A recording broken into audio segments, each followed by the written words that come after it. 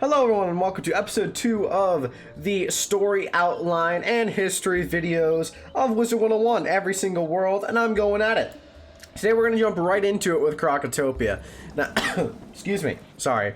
Now Krokotopia is one of my favorite worlds in the game. I think it's a very cool world, both music, visual, and kind of story-wise, which is why I find it to be one of my most favorite worlds, the most compelling world.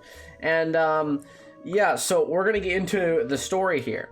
So, Krokotopia is an ancient land, right? It had deserts, and but it did have this oasis, which was kind of like one of the only areas that life could exist in.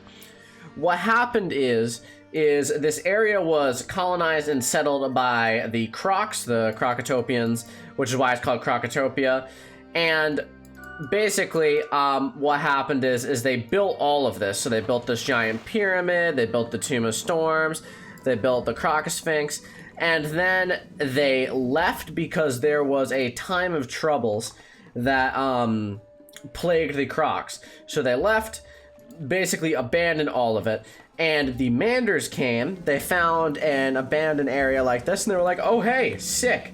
And then they lived here for a long time, prospering as a race. The Crocs came back, and if you don't know what happened, it's actually awful. The Crocs came in under the guise of being friendly and, like beneficial, symbiotic relationship between the Manders and Crocs. But basically what they did is they took advantage of the Manders' kindness, because the Manders are notoriously kind. The Manders gave them food, supplies, everything, repopulated them, let them live, and then the Crocs just rose above them and enslaved all the Manders. So basically they just became giant dicks. So then what happened next is that a group of Crocs that didn't like the idea of enslaving the innocent Manders kind of got all uppity, and they were like, no, this is bad. So they created the Order of the Fang, which you learn in the second half of Krokotopia, that basically they gathered together and they created this powerful artifact of life and death called the Croconomicon. Basically, it can kind of it has amazing powers. And what they did is they put the Crocs into something called the Great Sleep. Basically, all of them were asleep, and they were asleep for centuries and could not be reawakened.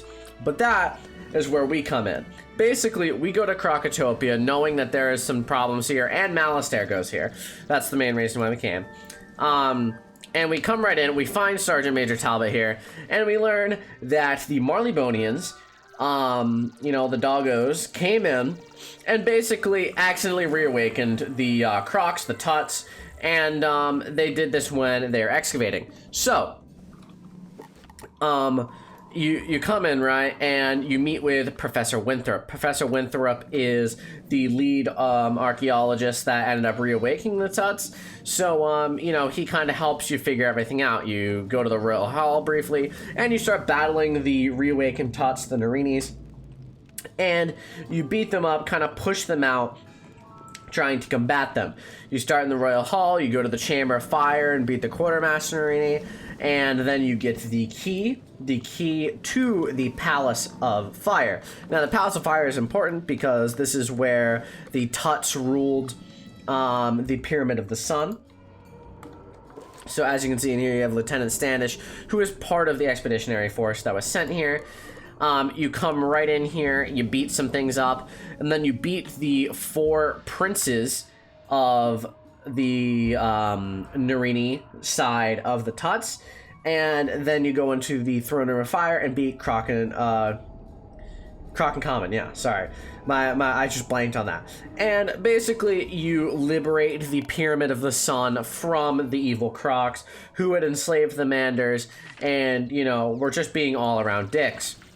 So you come out, and everyone is very interested in finding the Order of the Fang, because the Order of the Fang kind of is, really important for finding the Croconomicon and kind of putting the Crocs back into the Great Sleep. So you basically get permission from Sergeant Major Talbot to go on this boat to the Crocosphinx. And from here, you discover that Alhaz-Red is down here. Alhaz-Red tells you, oh, hey, I'm a balance teacher. Part of the Order of the Fang. The Order of the Fang split up a long time ago. And we got to get them back together.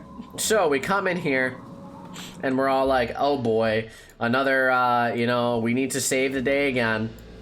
We come over here to Shalak the Wise. Shalak the Wise is, one of the... Basically, he's the dude who wants to reunite the Order of the Fang and get it together again because everyone else doesn't want to. So you talk to him. He's like, you need to help me. Sick. You come into the entrance hall, the Hall of Champions. In the Hall of Champions, you're trying to find General Kaba. He is chilling here. He's like, you know what? I will rejoin the Order of the Fang, but first... you need to help me beat up everyone, and you need to get my sword back. You go to the commander, I believe his name is Rami, and he tells you, yeah, the sword is in pieces. We're shit out of luck. Then you find all the pieces from all the different enemies here, give the sword back to General Kaba, and then you have the first member of the Order of the Fang who will reunite. Next, you come in the Grand Arena because you've learned that back in the glory days of Croc, there was an arena, and arena fighting and challenges. And you also learn that the arena champion is someone called Kai Amate the Great. Now, Kai Amate was a member of the Order of the Fang who, after, everything went down, he came into here and kind of just, vibed. And he's been vibing there for a very long time. You beat him up, and he's like, okay, I'll come back. Then you have the Order of the Fang, the remnants of it, all gathered together. You come up here to the Vault of Ice to get the Golden Fang, which I believe is used to go into the Emperor's Retreat.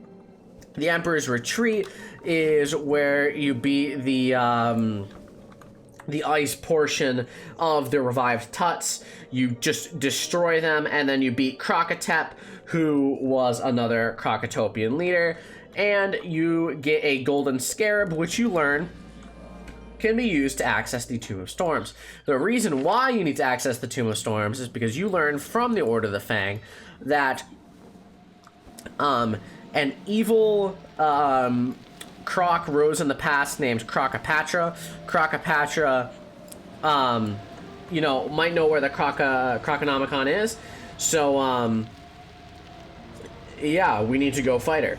So we go to the Tomb of Storms, and before I get into the Tomb of Storms, I would like to give more backstory on Crokotopia that has to do with the Tomb of Storms, because I find it to be very interesting, and it's not explained in the main quest, it's explained in side quest. If you want, you could probably skip like a minute ahead and this explanation will be done, but I find it to be very interesting. So you come into the Tomb of Storms and you notice that there is a Jesuit family tomb and the Onyx family tomb. Now, if you didn't know, these were the two ruling families of Krokotopia prior to, I believe, prior to even the Manders coming. So it was the golden age of Crocs.